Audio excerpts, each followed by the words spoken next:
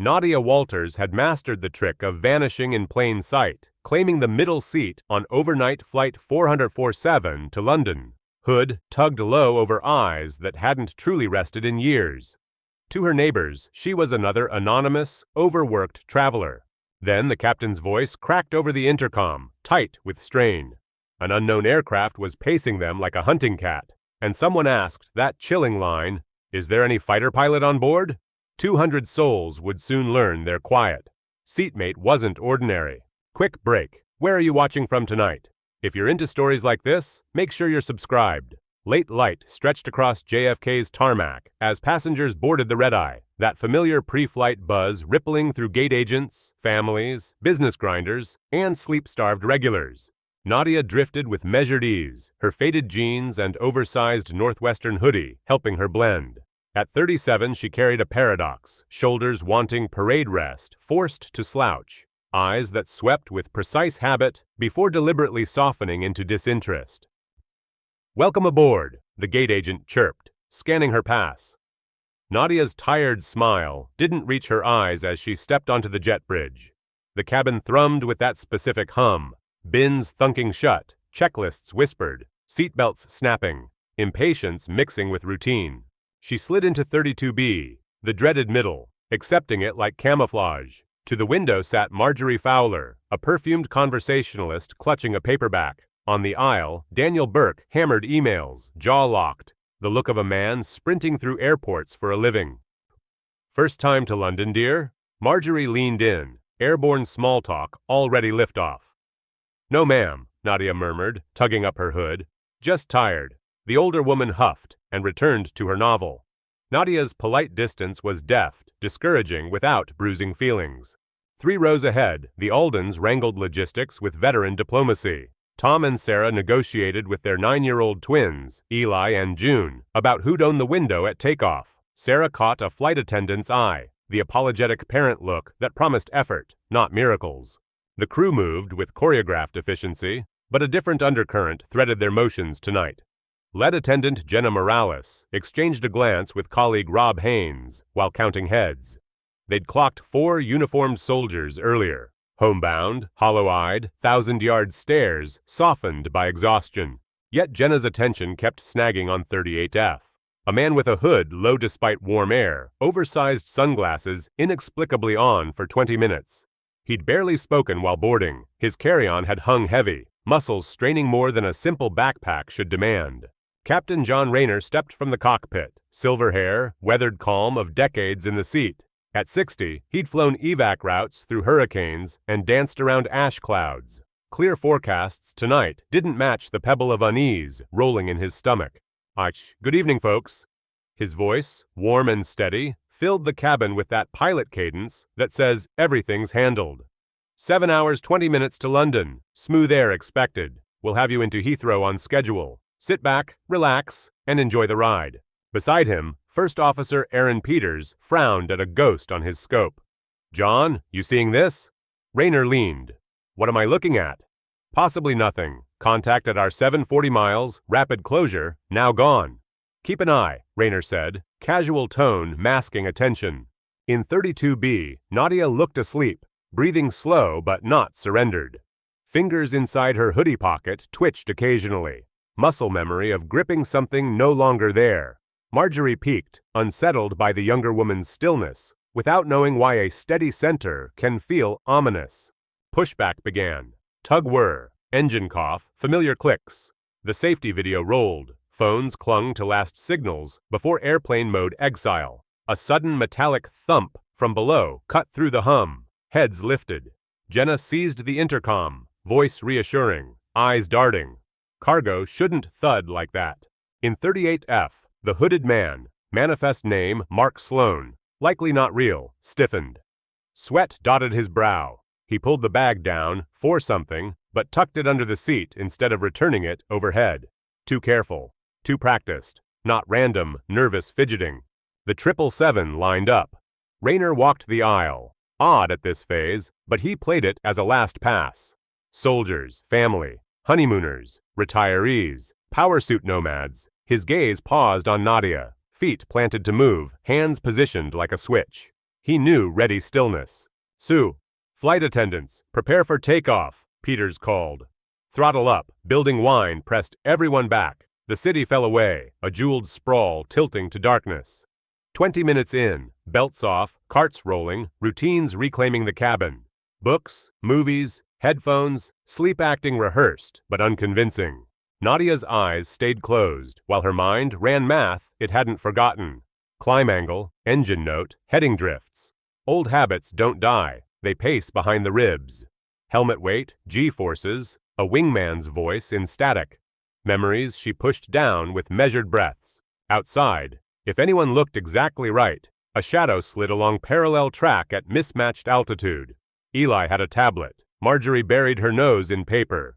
A darkness passed unseen. In the cockpit, Peters again. Stronger return. 20 miles. Closing. Not scheduled traffic. Decom. Might be military drills, Rayner offered, but controllers usually gave heads up. The first real jolt hit an hour in. Not gentle chop, violent lateral shove in clear air that shouldn't do that. Cups leapt. A tablet clattered into the aisle. A hush, then scattered gasps. June whimpered. Sarah soothed.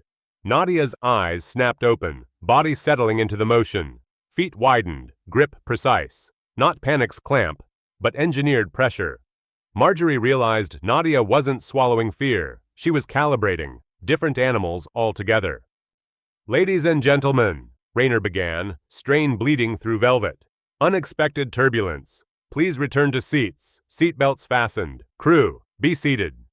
But weather radar was clean. No shear, no cells, which meant external forces, wake, shock, or something worse, were touching them. In 38F, Sloan strangled his armrests, knuckles chalk white. Sweat gathered as he muttered in a language that wasn't the crisp American he'd used earlier. Tyler Jameson, a college kid, leaned away instinctively. You good, man? Regret followed the question immediately. The hooded head turned. Behind the dark lenses, terror flashed. Too soon, he whispered to himself. They weren't supposed. He cut off, yanking his bag closer. Jenna clocked it from her jump seat. 15 years had wired her instincts to red flag this exact cocktail. 10-year-old, no, 9, Eli Alden pressed to the window glow. Mom, there's another plane, really close. That's nice, honey, Sarah said, attention split by June's tremor. Tom leaned over, saw only stars, then a shape, gone before his brain finished framing it. Probably another commercial, buddy, Tom murmured, but kept watching. Nadia, tracking that exchange, shifted for an oblique angle through opposite windows. Her trained eyes caught faint reflections of nav lights that didn't belong, moving in a pattern, wrong for scheduled corridors. Another shove, rolling oddly, sent hands to sick bags. Not weather. Wake vortex, spiraling air left by another aircraft. No airliner should throw this wake so near at this height. Nadia's gaze mapped causes. Nervous 38F, crew tension. Puzzle pieces slid toward a bleak picture. Jenna unbuckled against the sign, bracing on headrests toward the cockpit. Knock, 3 short, 2 long, urgent, not yet catastrophic. Rayner cracked the door. Captain, 38F is off, really off, and he flinched before the bumps like he expected them. Rayner's jaw set. We're being shadowed, he admitted low. No replies on any frequency, even guard. Jenna paled. If someone ignored guard, they couldn't, or wouldn't. Quietly watch him, Rayner said. No panic. She nodded, masking vigilance with service smiles. Back in 38F, the hooded man clutched something blocky in his pocket, thicker than a phone. Nadia watched Jenna's shoulders tense, and the grin that didn't meet eyes. She noticed the man's watch, a pricey military chronograph, odd against otherwise bland clothes. Another passenger had noticed. Jack Carver, retired Chicago PD, shifted for a better line on 38F. 20 years had taught him where trouble incubates. The plane lurched harder. A few oxygen masks dropped, then zipped back, wrong without pressure loss. Panic gathered like kindling. Technical irregularities, Rayner said, voice fraying. Remain seated. We may adjust altitude. Translation for pilots. We're maneuvering evasively. Nadia heard the words he didn't speak. Whatever shadowed them was testing limits and inching meaner by the minute. 38F bolted, seatbelt sign be damned, and locked himself in the lav. Jenna reached the door too late, ear pressed to metal, muffled arguing with no one visible, radio or phone. Carver slid to block, posture casual, readiness not. He met Jenna's eyes. I'm here. Peter's voice sharpened. He's matching every turn. This is deliberate. Rayner had seen near everything, hijacks, sick infants, engine failures, but this script was new. Squawk discreet distress, he ordered. Static returned, then an accented voice. Maintain heading and altitude. Comply, and none will be harmed. Nadia chose. The sleep act ended. Her posture sharpened, authority radiating without volume. Marjorie whispered, You're not just tired, are you? Those eyes, steady and old, answered plainly. In a moment things may shift. Keep your head down. Follow crew instructions. Promise? The lav door snapped open. The hooded man, face pale, shirt damp, scanned wildly, then locked on Nadia. He recognized the posture, not the person. He backpedaled. Carver blocked. Sir, back to your seat, Carver said, in a tone that tolerated no debate. You don't understand, the man blurted, Eastern European edges surfacing. They're coming. The package. They want the package. What package? Carver asked, but the man slid past, practically sprinting to 38F. Rayner edged into the aisle, calm facade wrapped tight. His eyes tagged 38F, Carver, Jenna, then Nadia. Recognition, not of her name, but of the type. Military carried itself like gravity. He retreated cockpit ward, mind racing. 2 hours to a safe field. Unknown tail, inside wildcard, comms compromised, options shrinking. The plane shuddered, and this time everyone saw it. A high-pitched whine, followed by a lash of light across the nose. A flare, warning, not hit. Screams erupted, prayers in several languages braided together. Soldiers snapped upright, training, flaring without weapons. Nadia closed her eyes, breathed once, and stood. Everyone stay calm and seated, she commanded, voice cutting cleanly through panic. Crew, emergency protocols, now! A hush fell, like the cabin was holding a breath. Rayner, halfway out, felt equal parts relief and apprehension. He moved to her, words low. If you can help, we'll take it. Lieutenant Colonel Nadia Walters, she answered, controlled and quick. Former F-22, 94th Fighter Squadron. Tell me everything.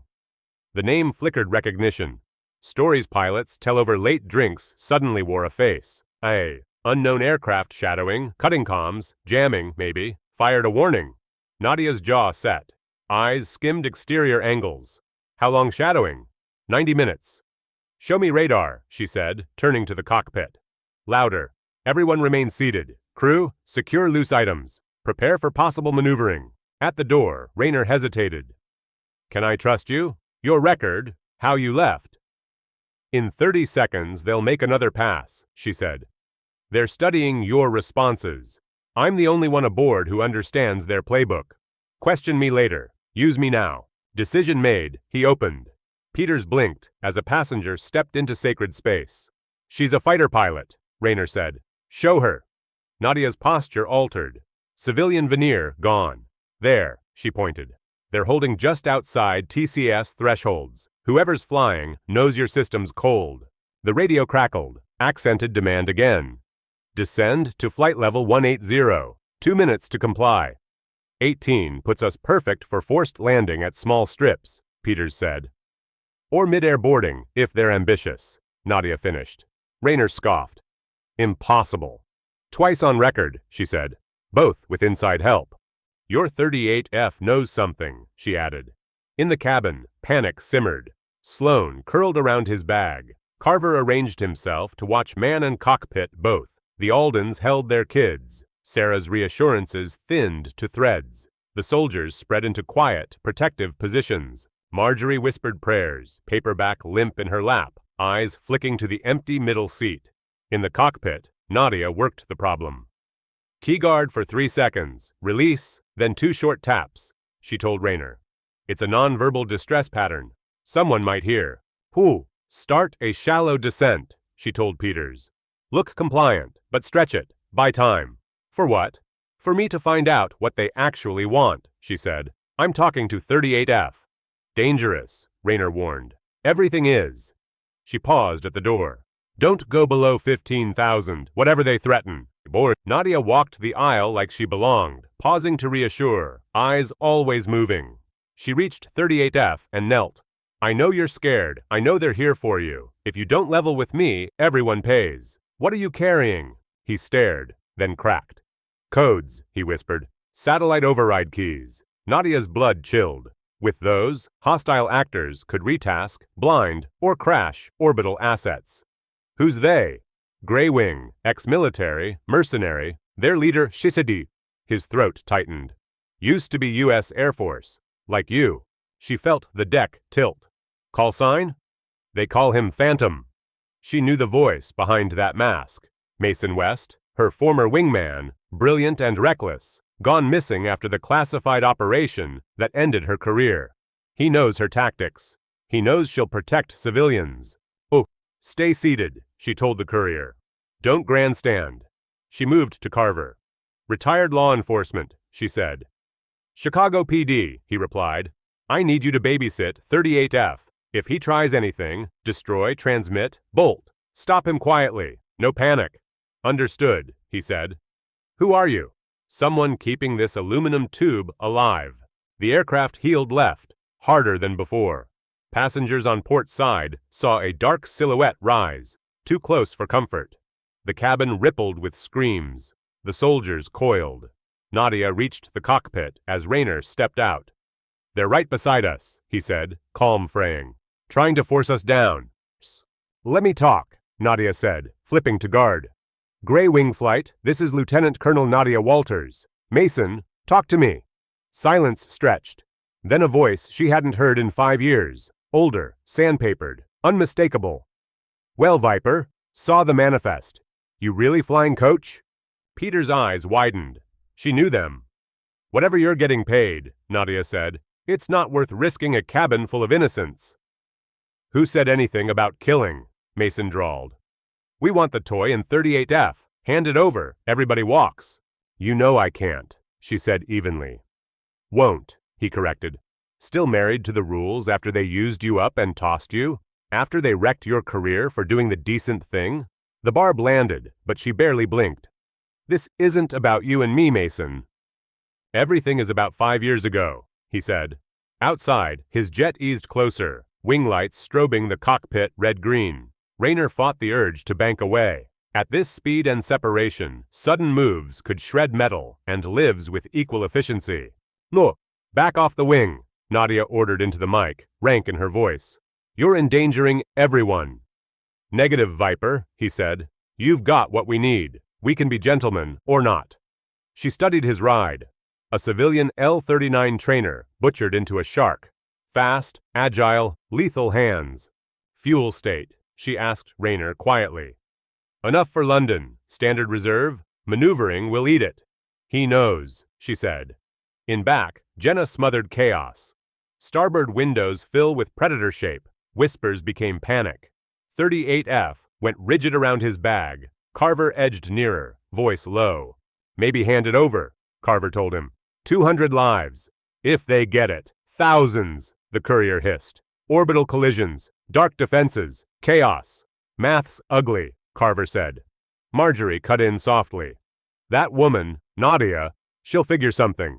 My late husband flew carriers. Same eyes when survival was a habit. Nadia returned to the cockpit, burning scenarios. Mason was aggressive, predictable in his impatience. Heading 270, she said. It's off course, Peters protested. Trust me, also bleed 10 knots, gradual. She was lining up a future son at their backs, getting nature on her side. Keep him talking, she added. Ask about fuel, airframe, build, anything to stall. And do not descend below 20,000. Back in coach, she planted beside the courier. Real name? Victor Klov, he breathed.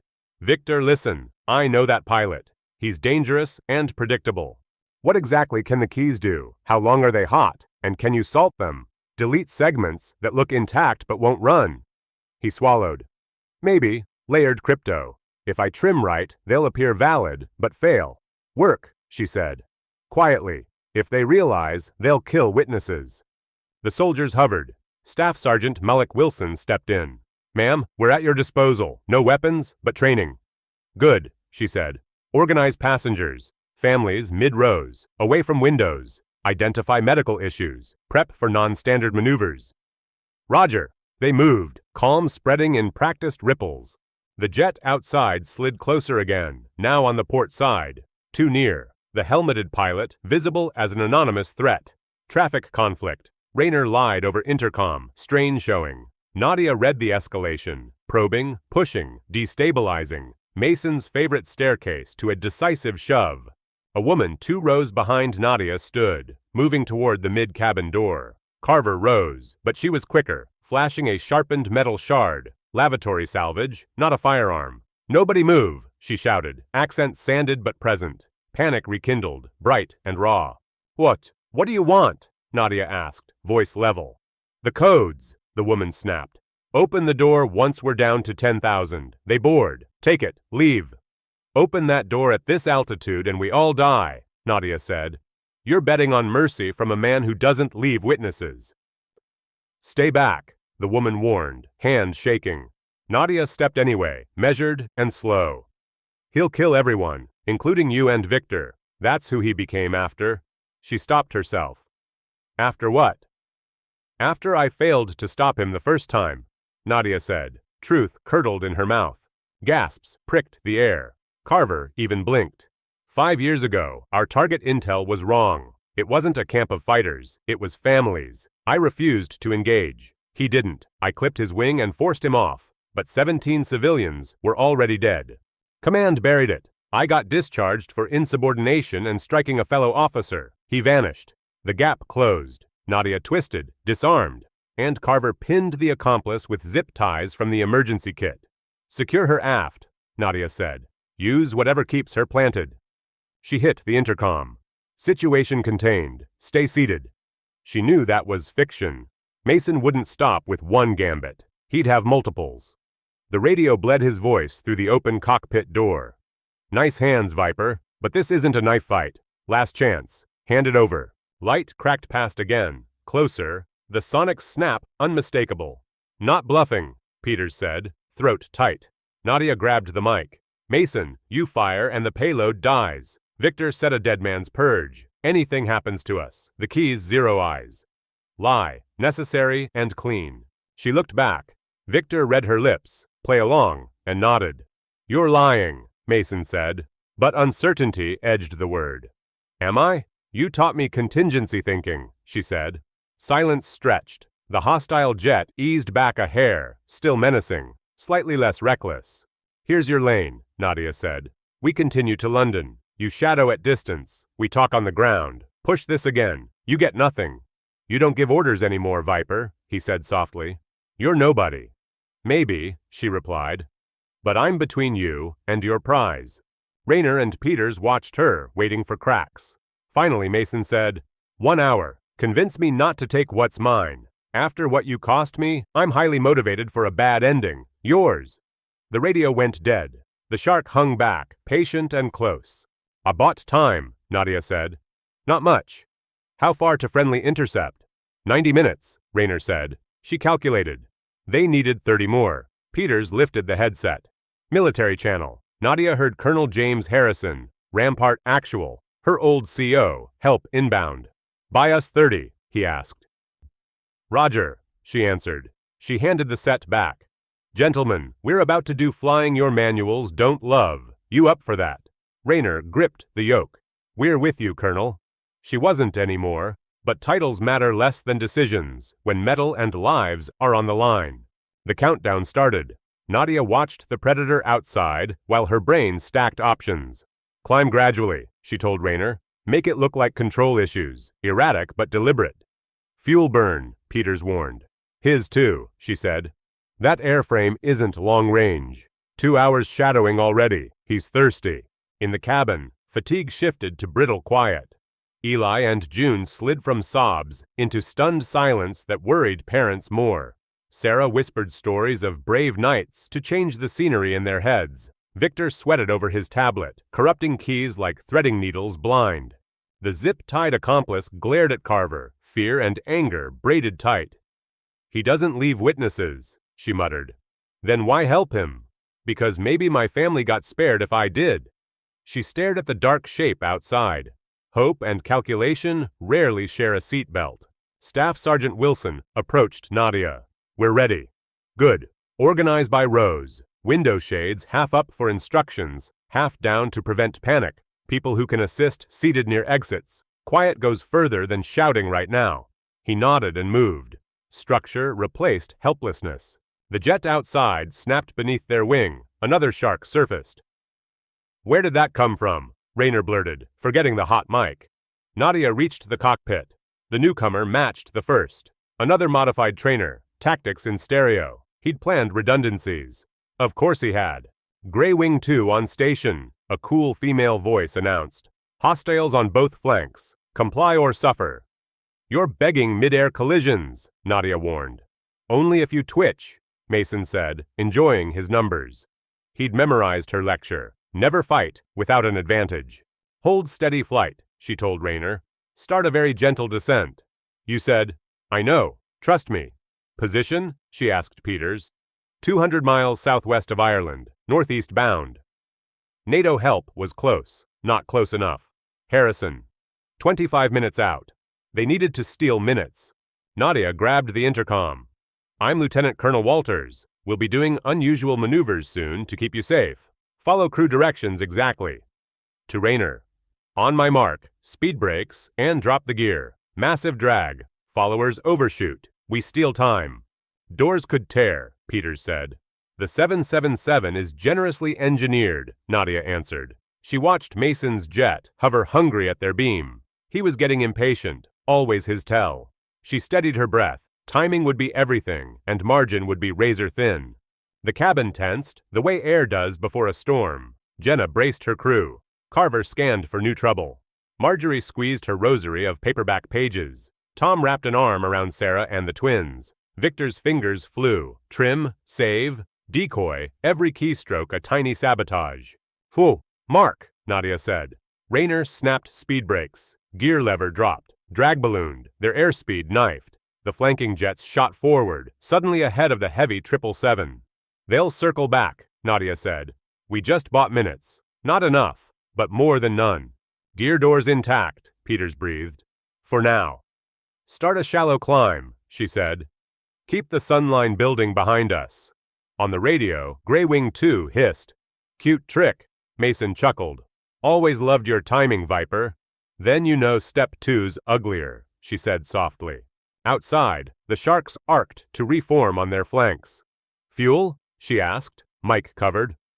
We're okay if we stop playing, Peters said. We're not stopping, Nadia replied.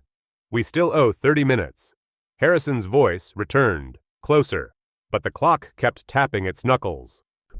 Victor, Nadia called down the aisle. Status? Half the layers corrupted, he said, voice tight. Looks valid to a glance. Good. To Wilson. Keep families centered. Anyone prone to panic, seat them beside calm anchors. People absorb steadiness like warmth. Grey Wing re-slotted into position. 1 hour, Mason reminded. Tick-tock. You always hated waiting, Nadia said, stalling. Tell me you at least upgraded the L-39's tanks. Wouldn't you like to know, he purred, which sounded like confirmation in a different suit. You're running lean, Mason, she said. 2 airframes, aggressive profiles, long shadow. You brought a second jet because you knew you'd need relief. Silence answered. The kind that means a nerve has been touched. We land together, she continued, or you flame out trying. Don't test me, he said, heat returning. You already did, she replied. I'm still here. She cut the mic and nodded to Rayner. Hold this profile. Gentle weave. Keep them working. Work costs fuel. Outside, the predators wagged in annoyed lockstep. Victor swallowed. If they board, they'll notice the tamper.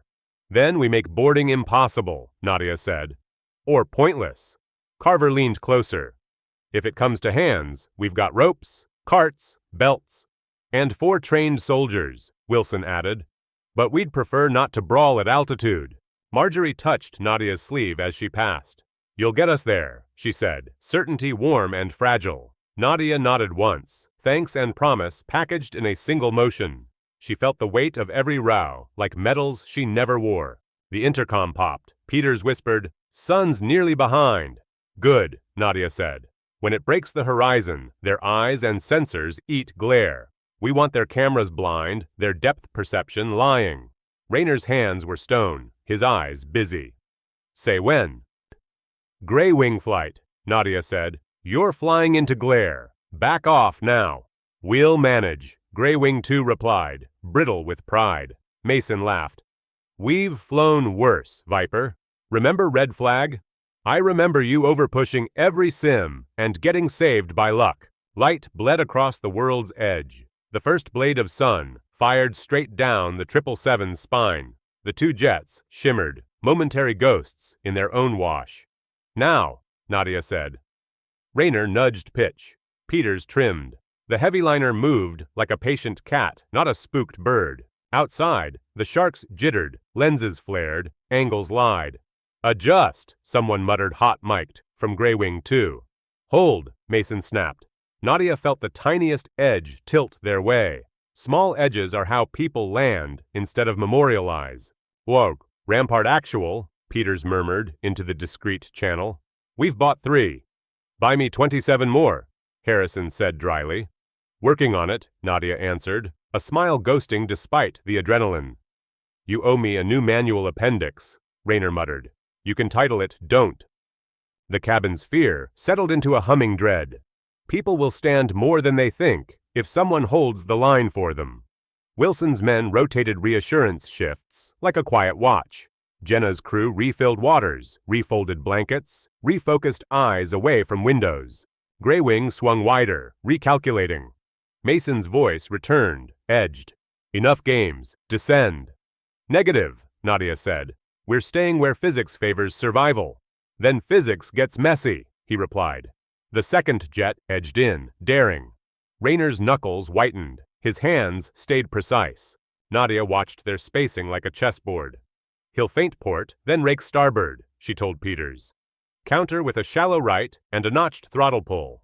We want his closure rate to lie to him." "Copy," Peters said, trusting the map in her head. The feint came. Rayner flowed through the counter. The heavy jet moved with deliberate grace. The Predator overshot by a hair. "You're getting predictable, Mason," Nadia said, letting the needle slide. Nothing insults a hot stick more than being read out loud. Silence answered. Then a clipped reset. Gray Wing 2's voice cooled to professional ice. "Next pass tighter." "Tell me about your Civ Mill legal counsel," Nadia said, voice almost conversational. "Airspace, threats, liability. It's expensive paperwork when you stop pretending." "Cute," Mason said. "Still stalling. Still not handing over your courier." "He's not mine," she said. "He belongs to consequences." Victor, hearing his fate framed that way, kept typing. Code can become courage when fingers have nothing else to grip. "Status?" she asked quietly. 70% corrupted, Victor answered. "Enough to fail execution, even if they think they've won." "Good. Keep a clean breadcrumb that suggests intact layers," she said. "They need to believe until it's too late to change." The sun climbed. The shark's advantage shrank. "Fuel check," Nadia whispered. Peters did math. "If we keep this dance, we cross Ireland thin, Heathrow with fingernails." "We're not going to Heathrow," she said. "We're going wherever Rampart paints a protective umbrella first." The accomplice glowered from her tie-down. "He won't forgive you," she told Nadia. "He'll make an example." "He already did," Nadia said, voice quiet steel. 17 examples, 5 years ago. I've been paying since." The woman looked away, anger cooling into something like shame. Mason tried charm next, a theater he'd always oversold. "Walk away, Viper. Give us the drive. Take your hero badge. Tell yourself you saved 200. Live with that. And lose thousands," she said. "I've lived with enough already." Her words landed where she needed them. On Victor's resolve. "Rampart," Peters whispered. "ETA?" 20, Harrison replied. "We'll take 10, Nadia said. "Buy me 10, Harrison corrected. "Working," she answered, eyes tracking vectors. "Rayner, on my mark." A shallow S with a touch of rudder. just enough to wake their instruments. Achepwash, Mark. The big bird slalomed politely. The sharks twitched to match, burning micropints of fuel they'd wish they had later. Tiny thefts accumulate. It's how a smaller force steals victory from a bigger mouth. Jenna, Nadia called, review brace positions. Don't scare them, teach them. Knowledge shrinks fear. The crew moved. Calm instructors in a classroom you can't leave. Parents repeated steps to kids. Adults mouthed the motions. Hands learned without noise. The radio cracked. Grey Wing 2 snapped. Final warning. We're past warnings, Nadia said. We're in math. Your fuel solves to 0 before my resolve does.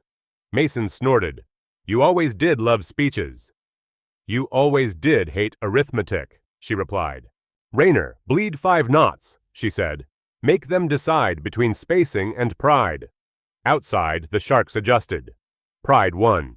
Again, spacing shrank, risk spiked. Nadia kept her voice steady. Sometimes leadership is pretending your insides aren't a fist. Victor, she asked, Dead Man Bluff ready? Yes, he said. Triggered by accelerometer or loss of cabin pressure. Fake indicators, real erase. Good, she said. We hope we don't need it. Hope is a thin parachute. Planning is the reserve. Mason's voice softened. A ghost of when they'd flown fingertip formation under desert stars. You should have taken the deal back then. You should have listened, she answered. I was trying to save you from yourself. You clipped my wing, he said. I saved lives, she replied. You ended my career, he said. You ended your own, she answered. The cockpit felt smaller. The past has a way of stealing oxygen. Raynor kept hands light. Peters watched numbers like they were rosary beads. We're at 15, Peters said. Minutes, not thousands. Rampart says 15, Harrison echoed. Keep buying. Nadia nodded, jaw tight. Raynor, notch left 2 degrees. Make them choose overlap or sanity. Outside, Grey Wing 2 cursed. Mason laughed without humor. You're not getting out of this clean, he said. Neither are you, she replied. You just don't know which stain sticks yet. The sun turned harsher. Glare became weapon, not ambiance. Little favors kept finding her side of the scale. In the rows, strangers held hands they hadn't known an hour ago. Fear knits people faster than introductions. Jenna's crew became metronomes, steady, repetitive, human. Wilson's soldiers checked latches, eyes, breathing. Carver watched 38DF like a quiet sentinel. Next trick, Raynor asked, half a smile. We don't have many left. We have enough, Nadia said. Enough doesn't feel like plenty. It feels like thread that somehow refuses to snap. She measured distances with a glance, like a carpenter who can smell square. Os. Grey Wing, she said, you're out of time to be smart. Look down, Mason replied, and see how far you'll fall if you're wrong. I've already fallen farther, she said. I'm still here. The second jet wobbled. Tiny, but there. Patience was eating them, not her. Rampart, 11, Peters whispered. Copy, Harrison said. Irish Air Corps vectoring. RAF scrambling. Keep that sky crowded in our favor. Aye, Nadia said, humor dry as desert. We're running a masterclass in time theft. Raynor exhaled, like laughing hurt. Another light streaked too close. A punctuation mark. Nadia didn't flinch. Victor's purge triggers if you hit us, she said. You get ash. The word ash landed heavy. Some things taste like finality when you say them right. 9, Peters murmured. Fuel? Still fine unless we play hero for too long, he said. We're not playing, Nadia answered. We're surviving with style. Mason sighed, the sound of a man whose easy plan found friction. Last time, Viper, he warned. You don't have the authority to refuse. Authority is a story people agree to, she said. I've got 200 people believing I can get them home. That'll beat your paycheck today. He said nothing. Silence isn't surrender. It's recalculation. The sharks widened, then tucked back again. The dance continued. Edges shaved, seconds pinched, fuel burned. 8, Peters said. Nadia's heart kept its drummer's beat. She remembered the first time she felt a jet become an extension of thought. The feeling hadn't left. Brace review again, Jenna called softly. People nodded before she finished. Repetition breeds competence. Competence breeds quiet. The cabin's panic had cooled to focused obedience. That's rare air, too. 7, Peters said. Rampart confirms, Harrison echoed. You've done well. We're not done, Nadia said. She eyed the sharks. Raynor, one more gentle S. Then hold. Let them chew their own tails. Outside, the jets nipped at mirage edges. Rampart, we'll need a corridor, Nadia said. Painting you one, Harrison replied. Irish Air Corps within 5, RAF 10. Nadia's shoulders loosened a degree. Hear that, Mason? The sky's getting crowded. We like crowds, he lied. Crowds mean witnesses and consequences. You always wanted an audience, she said. I wanted justice, he replied. You wanted absolution, she countered. Different beasts. The line hung. Some truths hum, even when radio static tries to eat them. 5, Peters said. Gray-wing jets adjusting, Raynor added. Their turns are wider. Fuel ghosts, Nadia said. They're stretching what they shouldn't. Outside, the sharks looked a hair slower, like predators deciding if the herd is worth breaking a leg over. If they bolt, Carver murmured from the aisle, what then? We land, Nadia said. We hand Victor to people who can finish scrubbing that poison. Victor didn't look up. He kept typing like the only rope left was the one in his hands. 4, Peters said. The sun was ablade now, cutting glare and caution both. Gray-wing 2 cursed again, hot miking frustration. Pride had teeth, but it also had a bladder. You can hear when it gets uncomfortable. Or 3, Peters said. Rampart, confirm. Confirm, Harrison replied. Eyes on you in 2. Nadia let herself believe the math. Not certainty. Probability trending. Raynor, hold course. No hero moves. We've stolen enough seconds to make a minute. Mason came back, tight. This isn't finished. It never is, Nadia said. But it's finished for today. She wished she believed endings were that neat. People who've flown through gray know tidy is a postcard, not a map. Vectors pinged on scope. Friendly spikes approaching. Gray-wing 2 hissed. We should peel. Stand by, Mason snapped. Pride and planning wrestled in his throat. He'd planned 3 contingencies. She'd eaten all 3 like bread. 2, Peters said. Irish Air Corps inbound. Raynor exhaled a laugh that sounded like a prayer. Jenna squeezed Rob's shoulder. Wilson grinned at his men. The cabin didn't know the exact math, but they felt the air change color. 1, Peters said. Rampart on station, Harrison announced. Eyes up. Copy, Nadia said, calm as a smooth approach. Gray-wing flight, she added. Welcome to a sky with referees. Enjoy your head start, Mason replied gravelly. We'll see each other again. Not if you run out of gas first, she said. Gray-wing 2 peeled wider, self-preservation finally trumping bravado. The first friendly blip slid into range, like a guardian you didn't realize you'd needed so badly until you saw it. The cabin murmured when nothing obvious exploded. Relief rarely looks like fireworks. It looks like breathing. Nadia didn't sag. Not yet. Hold profile, she told Raynor. Let the adults with missiles have the argument. Rampart, vector them off, she said. Professional as paperwork. Already painting, Harrison replied. RAF 2 minutes. Irish Will Shepherd. The sharks wavered. Victor, Nadia said softly. Seal the package. He tapped a final sequence like a lock clicking home. Complete, he whispered. Looks pristine. Fails on execution. Good, she said. You just outlived a very expensive plan. Carver gave him a nod that felt like a handshake he didn't have hands free to offer. Soko, Gray-wing 2 disengaging. A clipped voice announced, pride swallowed whole. Mason lingered like a ghost who hasn't realized he's dead. This isn't over, he said again, thin now that the math no longer flattered him. It is for today, Nadia repeated. She looked down the aisle, at Marjorie's damp eyes, at the Alden's tight embrace, at Wilson's steady stance, at Jenna's iron smile. She let herself believe in landing, just a little. On my mark, Nadia told Raynor quietly, we exhale together. The sun was up now, unambiguous, the sky filled with friendlies and consequences. The heavy liner held its lane, carrying 200 beating hearts, a pocket full of broken codes, and one pilot who stopped hiding. Mason's voice bled through the headset, patience gone. "Viper, you're wasting my time. Start down now, or we ventilate your bus." "Already easing," Nadia answered evenly. Instruments showed a barely perceptible 500 feet per minute drift, just enough distraction. In coach, Victor jerked upright, complexion ashen. "They're probing my tablet," he murmured. "Remote access attempt." Jack Carver slid closer. "Can they crack it?" "Not if I sever radios," Victor said, typing furiously. "But then, I can't finish corrupting." "How long?" Carver pressed. 10 minutes.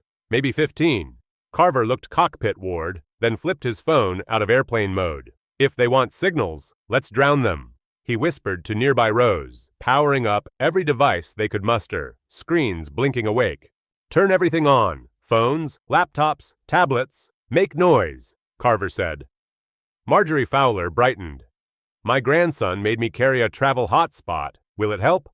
"Absolutely," Jack replied. "Broadcast it wide. Visible SSID." Within seconds, a digital haze flooded the cabin. Dozens of devices chirped to life, filling the air with overlapping pings. Victor's tablet disappeared into the swarm, one chirp among many. Outside, the portside predator crept nearer, visible to half the cabin, psychology hitting harder than metal ever could. Some passengers sobbed openly, others held strangers' hands, stunned into brittle silence. 20 minutes to help, First Officer Aaron Peters whispered. In air-to-air time, 20 minutes is a campaign. Nadia studied the second jet. Its steadiness felt automated, its corrections textbook, not instinctive. "Captain, study the wingman," she said. John Rayner squinted. "Constant geometry, exact spacing, like coupled to a computer." "Or a pilot who's never flown fingertip," Nadia muttered. A seed of strategy sprouted. She grabbed the PA. "In 30 seconds, brace positions. Precaution." Jenna Morales' voice carried aft. "Brace positions. Heads down. Feet braced. Parents folded over children. Soldiers coached the elderly." Carver checked ties on the accomplice. "What's this?" Rayner asked. "Chaos," Nadia said. She keyed the radio. "Mason, hydraulics dropping. We're losing altitude." A practiced tremor colored her tone. Credible, not melodramatic. "Don't run games, Viper," Mason snapped. "No games," she said, then to Rayner. "Now, boards in gear, full." He hesitated, then slammed levers. Drag hit like a wall. Alarms wailed. The nose hunted sky. Airspeed halved in moments. The jumbo's frame shivered. Both gray-wing aircraft rocketed ahead, caught flat-footed. Mason yanked into a punishing turn. The wingman lagged, ham-fisted corrections flirting with a stall before wobbling back. "Clean up, full thrust," Nadia commanded. Gear tucked, spoilers stowed. Turbines thundered. They'd traded altitude for time. "That was nuts," Peters breathed, fingers shaking. "That was the opener," Nadia replied. Mason reappeared, angrier, lines sharper. "Cute, Viper. You bled fuel and altitude. Keep that up, you'll swim."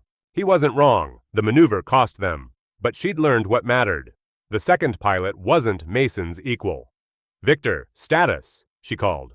5 minutes. Maybe less.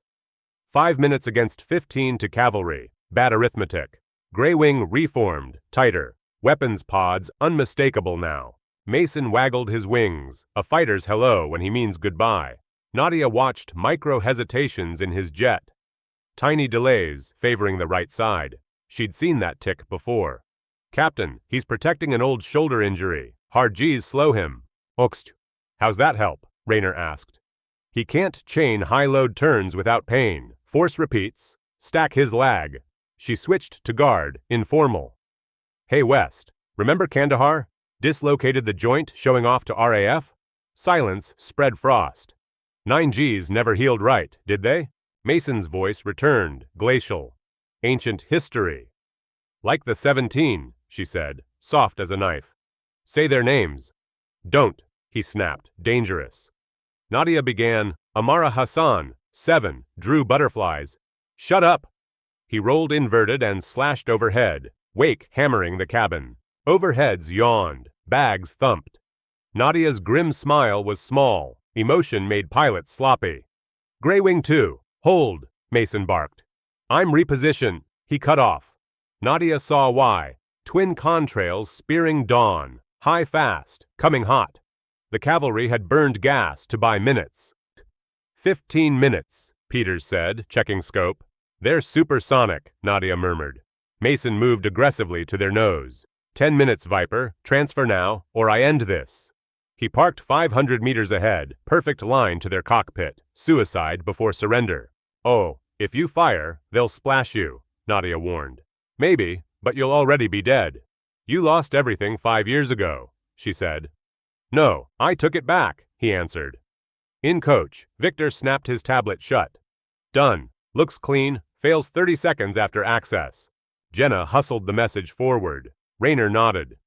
Patch me to cabin, Nadia said. He flipped a switch. Mason West, she said, voice writing both cabin and radio. This is your former CO. One chance, break off. You were a good pilot. Once a good man. That man died in Afghanistan, Mason replied. No, he made a terrible choice. 17 are gone. 200 are alive if you leave now. You can't restore the dead. You can save the living. The cabin held a collective breath. Strangers became a jury. You actually believe redemption? He asked, anger sliding to something raw. I have to, she said. Silence stretched as incoming fighters grew obvious. 10 minutes. Grey Wing 2 eased back, doubt nibbling. Then another voice, older, Texan gravel, cut through. Oi, Phantom, this is Longhorn. Stand down, son. Nadia knew that drawl. Colonel James Harrison, inbound. Major West, direct order, stand down, Harrison said. I'm not a major anymore, Mason rasped. You chose that when you squeezed, Harrison answered. Land Shannon. Face it like an officer. The wide body seemed to stop breathing. Mason's jet hung in front. Predator deciding. Then he banked left, almost gentle, sinking. Grey Wing 2, disengage, he said, defeated. The wingman dropped into cloud. Mason circled twice, waggled. Not a threat, a goodbye, a private click, an old, discreet channel. I'm sorry, Viper, Mason said, only for her. Before she could answer, he rolled, inverted, and vanished into cloud. Radar painting a track toward Shannon. In back, the dam broke. Sobs, laughter, prayers mingled. The Alden twins cried properly now. Tom and Sarah let tears come too. Carver released the accomplice to Irish authorities slated to meet the jet. Victor cradled a now useless payload, symbol heavier than silicon. Rayner's voice thickened. On course to Heathrow, 90 minutes. We're safe. 2 fighters slid alongside, a solemn escort home. Through glass, Nadia caught Harrison's weathered face behind a mask. He saluted. She returned it without entitlement, duty fitting her shoulders again. What now? Rayner asked. Saving 200 has to count. Dawn poured rose and gold across the Atlantic. Maybe, Nadia said, eyes on the horizon. But that's not why. Then why? Because it was right. Marjorie coaxed into the cockpit, voice trembling with gratitude. Others gathered. Alden's, Wilson's soldiers, Carver, Victor, thanks awkward and sincere. Nadia accepted, uncomfortable. Heroes are simply people who run toward fire when the map says away. She'd failed once. Today, she hadn't. At 37,000 feet, in a sky that had forgiven nothing, she'd found purpose again. Colonel Walker, Peters said. Old habit. Harrison asks if you'll speak. She took the headset. Rampart here. Outstanding work, Harrison said. When we land, certain folks can clear your slate. Sir, 5 years ago, leadership chose politics over truth, Nadia said carefully. Hotchkreis, you tried to stop a war crime and got punished. West committed one and slipped into shadows. That ends now, Harrison replied. What are you saying? Reinstatement if you want it. Full rank, back pay, new billet training counter-terror, and intervention. She watched the sunrise cut the sea into molten ribbons. I'll need time. You've earned it, Harrison said. She handed the set back and returned to 32B, between Marjorie and Daniel Burke, who finally looked up, awe softening his road warrior shell. Quite a ride, Marjorie said as Nadia sat. Despite everything, Nadia chuckled. You could say.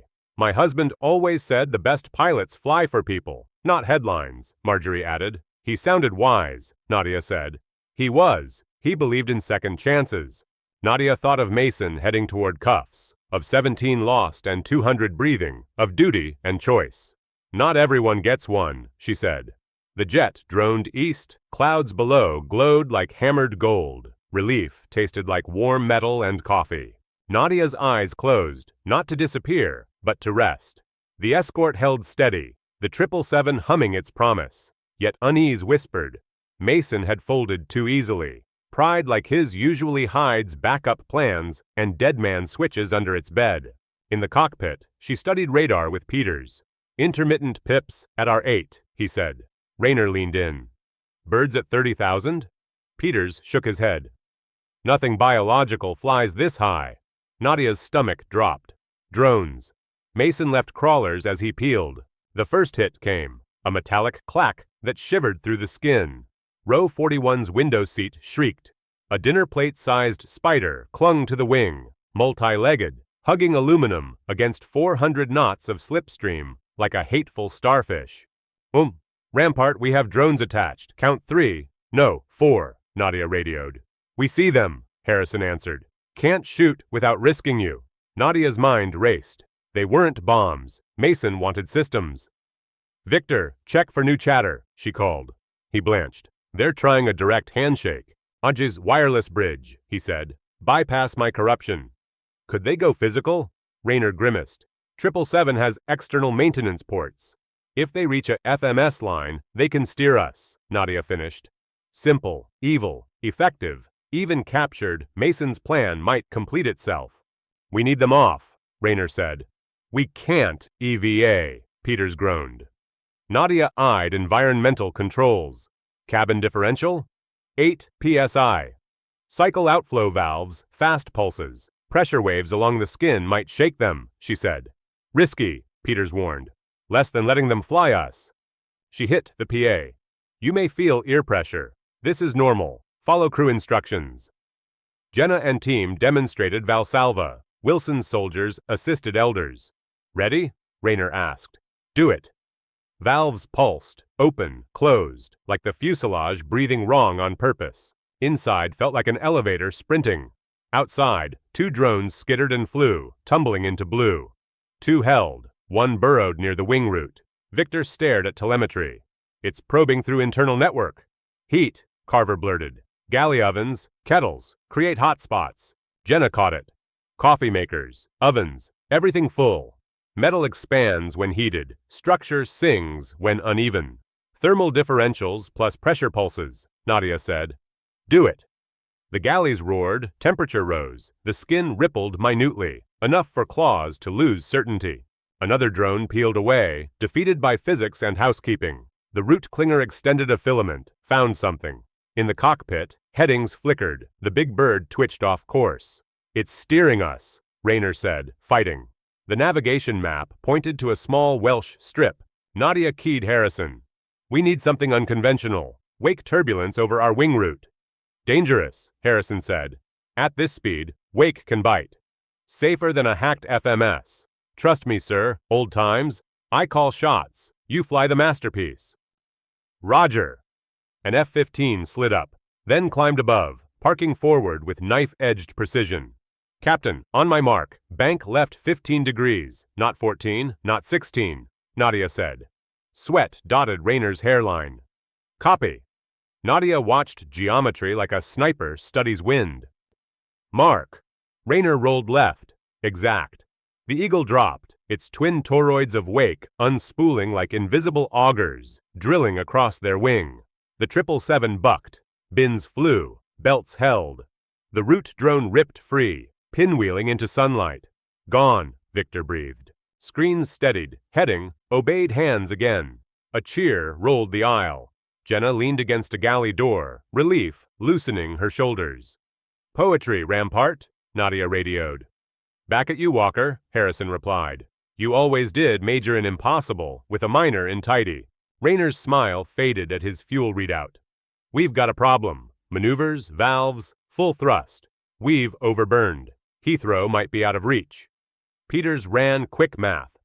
Shannon's closer. Nadia's gaze darkened. Where west is? Feels engineered. Either a trap or reckoning. Raynor chose. Divert Shannon. Declare minimum fuel.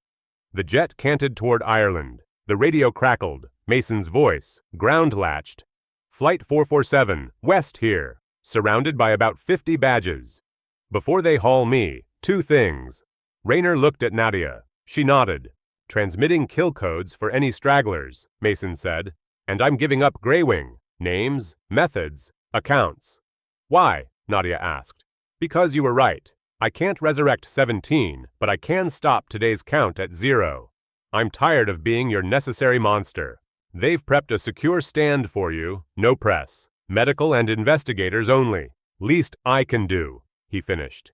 The Irish coast appeared, green unwinding from morning mist. Do we trust it? Raynor asked. Choice is a luxury, Nadia said. We need that runway.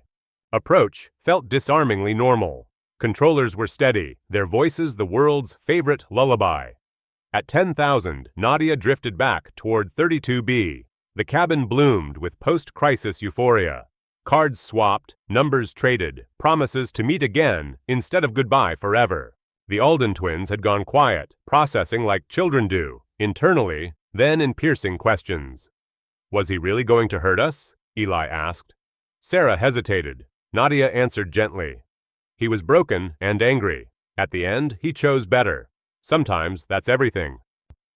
Like stories where villains change? June asked. Something like that, Nadia said, knowing reality rarely packs that neat. Marjorie scribbled in a small notebook. My grandkids will never believe this, she murmured. Nadia wasn't sure she would either, not tomorrow. Staff Sergeant Malik Wilson and his squad formed a quiet ring around Victor, who still hugged his tablet like a flag folded tight. A catastrophe had been sidestepped, a conspiracy, unspooled. Nearby, Anna Volov's shoulders sagged. Coercion confessed. Consequences coming. 5 minutes, Raynor announced. Cabin, prepare for arrival. Outside, eagles held close. On the ground, lights clustered. Ambulances, police, foam rigs, a glittering cordon. The touchdown was butter. Raynor's 30 years, smoothing metal and nerves alike, despite a day that warped both. As they taxied, the security footprint grew. Military trucks, Garda-vans, paramedics staging. Ladies and gentlemen, Raynor said, voice hoarse, remain seated until authorities instruct. Your calm saved lives today. Thank you. Nadia spotted Mason between 2 patrol cars. Handcuffed, older. Their eyes met across heat ripples. He nodded once. Apology, acknowledgement, farewell compressed. Boarding began in order. Medics first, checking elders and kids. Investigators next, securing Victor's device, taking Anna into custody. Colonel Harrison arrived last, flight suit dusty with speed. He went straight to Nadia. Outstanding work, Colonel, he said loud enough for nearby ears. I'm not a colonel, sir, she replied. About that, Harrison said dry. Pentagon's been buzzing. Secretary wants a word. President's briefed. Today rewrites pages in a lot of manuals. Passengers deplaned in small groups, each story a thread for the tapestry to come. The Aldens paused. Tom shook Nadia's hand. Thank you feels small. Hug your kids. That's big, she said. Emma tugged her sleeve. Are you a superhero? Nadia knelt. No capes, just training and choices. You were brave too. As they moved on, Marjorie pressed a torn page into Nadia's palm. A note, she said. It read, she was lost and now found. Grounded. Today she flew. The cabin emptied. Carver clasped her hand, firm, grateful. If you ever need a reference, I'm a phone call. Victor lingered, flanked by intelligence officers. The plan was to slam a Chinese military satellite into the ISS, he said.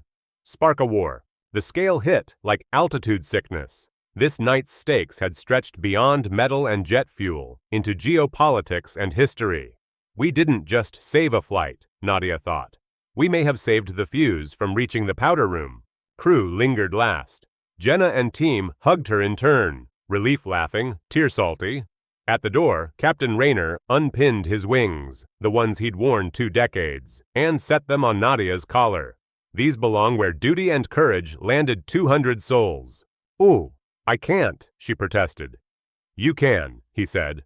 In 30 years, I've never seen anything like what you did. You saved more than passengers. You kept aviation from being weaponized. On the tarmac, Harrison held out a secure phone. Someone wants a word. She expected a staffer. A young voice trembled instead. Ms. Walters, this is Amara Hassan. I'm named for my aunt, who died in Afghanistan. We were told terrorists did it. Today, we heard the truth.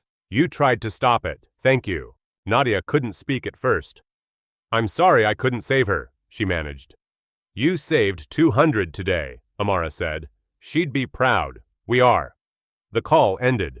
On the far apron, Mason was loaded into a secure van. Justice, delayed but moving. Officials in Washington, London, Beijing would be scrambling now, counting near misses measured in minutes and meters. Harrison stood beside her. Ready to come back? He asked. The Air Force needs you. Today proved it. Nadia looked at the scarred 777. Pusau. Yes, she said. On one condition. Name it. A civilian military liaison program. Commercial crews trained for edge cases. Military who understand airline realities. No more silos. Threats don't care about liveries. Harrison smiled. Already sketched. We're calling it the Walters Protocol. You'll run it. From disgraced to doctrine. Life's scales balancing oddly. Emergency lights dimmed. Operations crept toward normal. Nadia took one last look at their battlefield refuge. The plane investigators would soon dissect. For now, it stood as testament to ordinary people doing extraordinary, necessary things. A grandmother with a hot spot, a kid with questions that cut true, an ex-cop who refused to spectate, soldiers without rifles who still guarded, and a pilot who stopped hiding by stepping forward. Rides waiting, Harrison said. London, then Washington. One more stop, Nadia said. She approached Mason under guard. He looked up, regret mapping his features. Here to gloat? To promise testimony. For you, not against you, she said. You stopped when it counted. That should matter at sentencing. It doesn't erase anything, he said. No, she agreed. Maybe it starts something. She paused, half smiled. That inverted pass, you telegraphed it, still favoring that shoulder. Despite everything, he grinned. And you still spot everything. Some habits stick, she said. Others change. Returning to Harrison and the transport, Nadia felt peace. Imperfect, real. 17 ghosts would always ride shotgun. Now 200 living voices crowded in too. A chorus of breath that existed because people chose courage over fear. The military hop to London gave her 3 hours to let adrenaline drain. The cabin was bare bones. Harrison sat opposite, quiet. You should know, he said finally. China detected a satellite hiccup 17 seconds before we killed the drones. Nadia's gut tightened. How close? Their forces went to heightened posture. Minutes more, and we'd have seen counters spin. We might have prevented a global incident at 30,000 feet. One man's revenge had nearly opened a door whole government's fear. The families of those 17? Nadia asked softly. Pentagon's making personal notifications, Harrison said. With Mason's confession, truth replaces rumor. It won't resurrect, but answers way less than lies. The Thames glinted below. Silver threaded through a city that would soon ask questions. The president wants to pin a Medal of Honor, Harrison added. No, Nadia said reflexively. I want prevention, not medals. Walters' protocol changes a system that birthed Mason. Cover-ups, scapegoats, vanished accountability. That's the fight. I'll need allies. You've got one, Harrison said. The jet kissed RAF Northolt tarmac quietly, away from Heathrow's fever. A black convoy waited. So did a familiar uniform, Jenna Morales, eyes tired, determined. Before the meetings swallow you, she said, 200 of us want our voices counted. Jenna stepped from the convoy, uniform rumpled, resolve bright. Before briefings swallow you, she said, pressing an envelope into Nadia's hands. 200 names, emails, numbers, witnesses who won't let this vanish into classified shadows. That's not necessary, Nadia began. Jenna shook her head. It is. You showed us courage isn't theatrical. It's deliberate. We'll testify, together. Inside, tidy pages. Marjorie's handwriting, Wilson's squad, the Aldens, Carver, Victor. Every thread from the night. The cabinet office thrummed with uniforms and suits. British vowels crossing American consonants. Nadia briefed cleanly. Pilot plane, timelines, decisions, margins, why certain risks beat the alternatives. Questions came rapid. She answered without flourish. A flight plan, not a speech. Captain Rayner? The UK Defense Secretary asked. John described cockpit workloads when threats aren't listed in manuals. How clarity from a single voice steadied 1,000 moving parts. Coordination beats heroics, he finished. We need shared language before shared skies. The U.S. Secretary leaned forward. Walter's protocol, define it. Nadia outlined phases, airline crews trained in basic threat assessment, military liaisons embedded at hubs, joint drills, anti-drone hardening, authenticated comms, deconfliction scripts, legal corridors enabling action without panic. And culture, she added. Break silos. Shared reps build trust. The threat doesn't care what's painted on the fuselage. Skeptics cited cost, jurisdiction, ICAO complexity. The room quieted. Last night's timeline stared back. Rebuttal etched in near catastrophe. 3 days later, inside Dublin's secure wing, Mason sat smaller than his legend suggested. Orange erased swagger. Regret wrote lines where bravado once lived. You came, he said, surprised. I said I would, Nadia answered, sitting across steel. Why stand down? She asked. Not speeches, not Longhorn's order. You had options. Mason stared at his hands. Remember the fruit kid outside the wire? Ahmed, his sister. Amara was one of the 17. I saw those twins and couldn't repeat it. Your plan would have killed thousands, Nadia said. You told yourself chaos fixes systems. He nodded. Watching you shield them, I realized I'd become exactly what I hated. He swallowed. Tell that family, the twins, I'm sorry for everything. A week later, the Senate chamber buzzed. Press, brass, civilians. Chair Patricia Williams opened with an apology stitched from institutional contrition. 5 years ago, we failed you. Effective immediately. Your record cleared, rank restored, back pay authorized. Applause broke rules of decorum. Marjorie dabbed tears. The Aldens held handmade, Colonel Walters is our hero shirts. Thank you, Nadia said simply. But I'm here for prevention, not vindication. She described that night, then the gaps that fed it. Rayner testified next. Calm authority, pilot exactness. Train the cockpit for edge cases. Give us a hotline that answers in one ring. Victor followed, under immunity, explaining how thin the membrane is between avionics and bad intentions with right tools. The most piercing testimony came from Sarah Alden. My kids asked if the bad man would hurt us, she said. Then Colonel Walters stood, and I knew we'd be okay. We need systems that don't depend on miracles.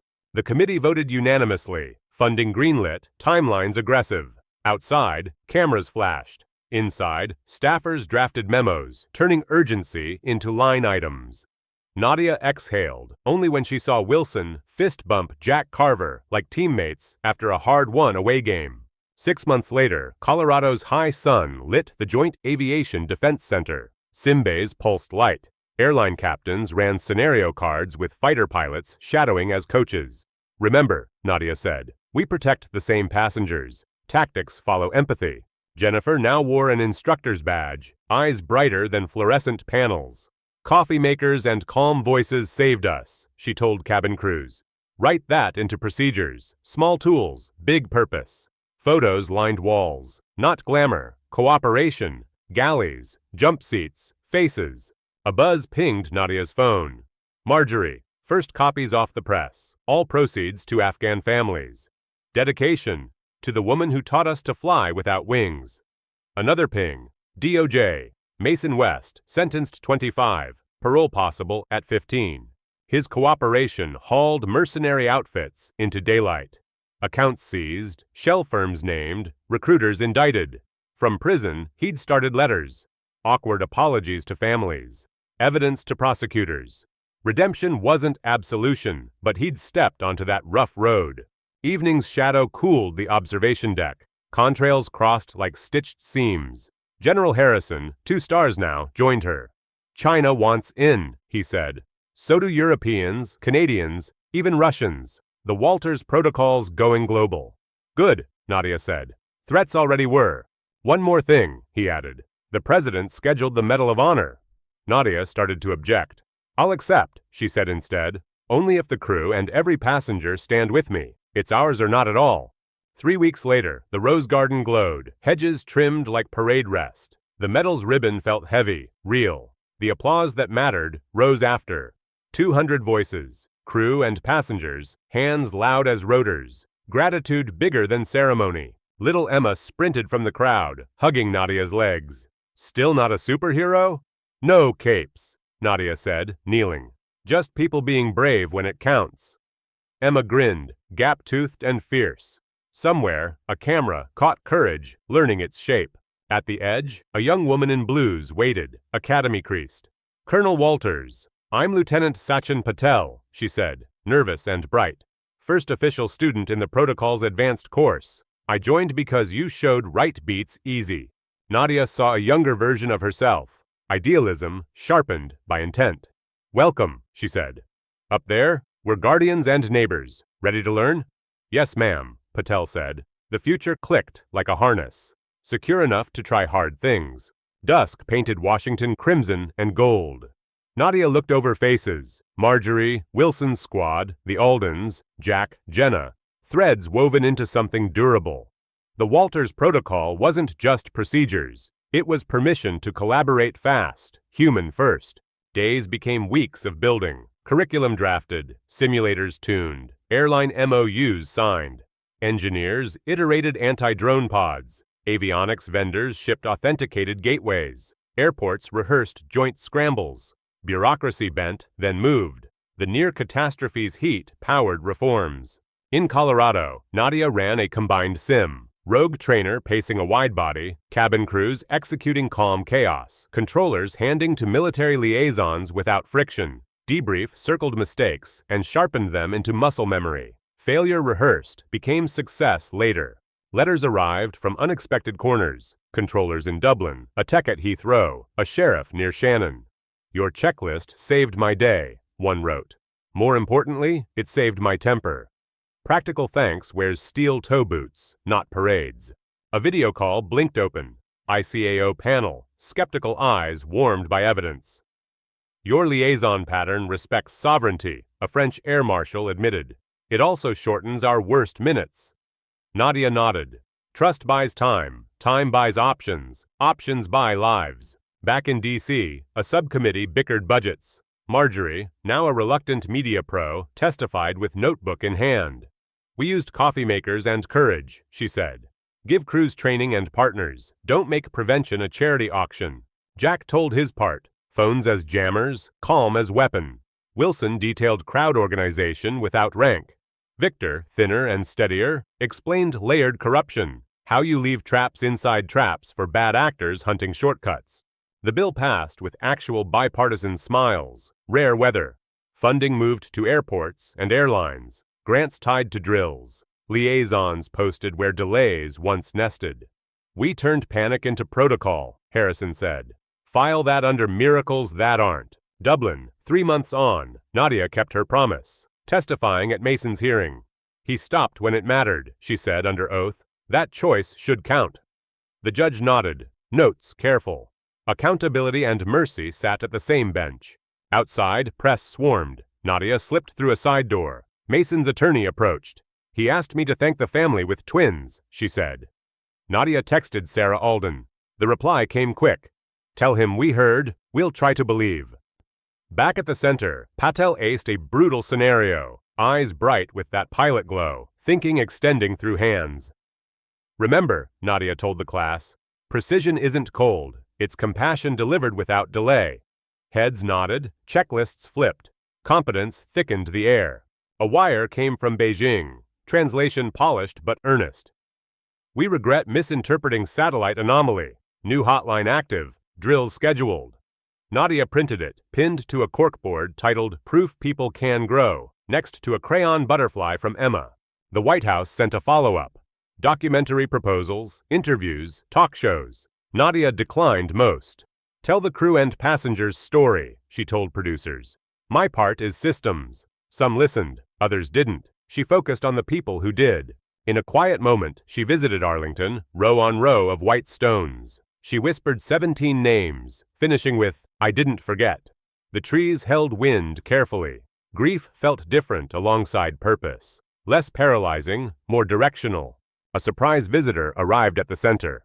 Sarah Alden with Eli and June. "Field trip," she said. The kids clambered into a sim, wide-eyed. Nadia let them fly, gentle hands over plastic. "Feet flat, heads up," she said, winking. Eli asked the question that bounces. "Will something like that happen again?" "Threats evolve," Nadia said. "So will we. We'll be ready sooner next time. Courage isn't your chest puffed. It's your checklist ready and your team briefed." A call from ICAO, the protocol named Official Best Practice, annexed to global standards. Airports plotted liaison desks. Airlines rewrote emergency chapters. Militaries built soft walls where hard ones once made enemies instead of partners. At night, Nadia sometimes replayed the inverted pass, the drones, the pressure pulses. She'd feel the yoke again under Rayner's hands, hear Jenna's calm, see Jack lighting phones like vigilant fireflies. She'd breathe, then sleep. Margaret's book launched quietly, sales louder. Reviews called it a manual for ordinary bravery. All profits flowed to families in Afghanistan. A ledger bending towards something fairer than silence. Margaret mailed Nadia the first signed copy, ink looping strong. The Walters Protocol's first graduating class posed for a photo. Airline epaulets beside flight suits, mechanics grinning between doctors and dispatchers. Nadia refused the center spot, standing shoulder to shoulder. "It's not about the person in front," she said. On a runway walk, she and Harrison met a new liaison team. Former controller, ex-air defense officer, senior purser, airline safety lead. "We'll fail together in sims," Nadia told them. "So we don't fail together in life." A Gartner-looking report landed, ROI of prevention. Minutes shaved, events deterred, confidence restored. Numbers, dry as toast, hid beating hearts saved. Nadia circled a line. Passenger Trust Index up 12 points. Confidence is seed corn. Community colleges added modules for ramp crews and gate agents. "You see things first," Nadia told them over Zoom. "Trust your spine. Report patterns. You're the early warning radar for the rest of us." Screens tiled, nodding heads lit blue. An airline union asked for input. Contract clauses recognizing Walters drills as paid time, not volunteer extras. Wins like that felt solid. Culture cements when time and money honor what mouths claim matters. A tech startup demoed a compact anti-drone emitter. "No silver bullets," Nadia cautioned. "Add it to layered defenses. Layered solutions beat single-point heroics. That's true in code, airspace, and people." The team nodded, scribbling. News broke. Several mercenary heads arrested in Prague, Dubai, Lagos. Mason's dossier bearing fruit. Nadia read the headline without glee, only relief. Consequences create space for fewer copycats and more second thoughts mid-escalation. A mother from the flight sent a photo, her elderly father meeting Emma and June over pancakes. They wanted to see a sunrise together. The caption read, "Ordinary rituals are where survival turns into living again." At a Denver conference, Nadia opened not with heroics, but with checklists. "Stories fade, systems endure," she said. "Tell the story only to recruit allies to the system." Then she showed the cabin time heat map. Engineers leaned forward. Patel briefed an unruly class, unflappable. "You'll want to freelance," she warned. "Don't. Freelancing is panic in a tuxedo. Follow the plan, adapt at edges, return to plan." Laughter, then notes. The right laugh makes discipline palatable. The medal toured schools with the crew's consent, a mobile exhibit explaining coffee makers and courage, phones and pressure pulses. Kids touched the ribbon, then wrote pledges. "I will stay calm. I will help. I will listen." Nadia visited Shannon again. Quiet, rain sheen on tarmac. She walked the apron where she'd saluted Harrison and watched Mason enter a van. The place felt smaller now, the risk larger, the lesson permanent. She mailed a note to Amara Hassan. "We didn't forget," it read. "Your aunt's name hangs in our briefing room. When we choose right under pressure, it's partly because she deserved better." A late-night call. An airline executed its first Walters drill during a real comms outage. No panic, liaison online, temporary escort, safe diversion. We trained for the weird, the captain wrote. When weird came, we recognized it. Nadia taught a module titled Quiet Leadership, how to be the steady voice when everyone's pulse spikes. Authority is borrowed, she said. Return it improved. She saw heads lift, pilots, pursers, mechanics, schedulers. Everyone owns a moment. The president signed an executive memorandum knitting agencies into the protocol, cutting red tape that once strangled urgency. A minority objected, then read after-action reports and softened. Results make friends, stubborn arguments can't. Media tried once more to make Nadia the brand. She redirected cameras to Jenna, to Rayner, to Carver's gruff smile, to Wilson's squad, to Margaret's ink-stained hands. Hero worship is gravitational. She preferred orbits that include many moons. A final letter arrived from Mason, filtered through counsel. You told me accountability and mercy can coexist, he wrote. Prison is accountability. Your testimony was mercy. I'm learning the difference, slowly. She filed it under in-process humans. At the center's anniversary, 200 names appeared on a wall, not casualties, contributors. The inscription below, penned by Margaret. In the sky, we are all connected. In danger, we are family. In courage, we learn to fly. Nadia traced the engraving with a fingertip, then returned to the sim bay where a new scenario waited. Fresh threats, updated scripts, another chance to practice the muscle of calm action in rooms that smelled of coffee and commitment. Closing keynote, she asked a question instead of giving an answer. If using your skills meant confronting your worst failure, would you step forward? The room stilled. Build systems where the answer becomes easier to say yes. After, Emma found her again, taller now, braces flashing.